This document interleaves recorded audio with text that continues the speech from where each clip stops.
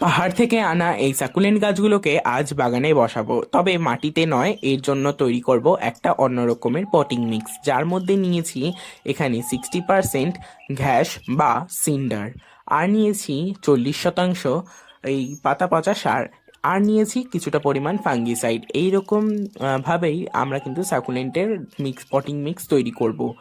এইভাবে ভালো করে মিশিয়ে নেওয়ার পর আমি কিন্তু যে পটগুলো নিয়েছি এগুলো কিন্তু খুবই ছোট, আর এই পটের যে নিচের ফুটোগুলো বড় শুকনো পাতা দিয়ে ঢেকে দিলাম, যাতে আমাদের তৈরি করা পটিং মিক্সটা যেন বেরিয়ে না যায়।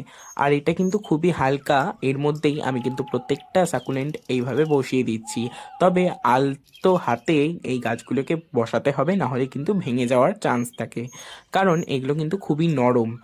আর এই গাছগুলোতে সপ্তাহে মাত্র একদিনই জল দিতে হয়, আর প্রথম দিন অল্প একটু করে বেশি জল দেব, যাতে পুরো মিডিয়াটা ভিজে যায়।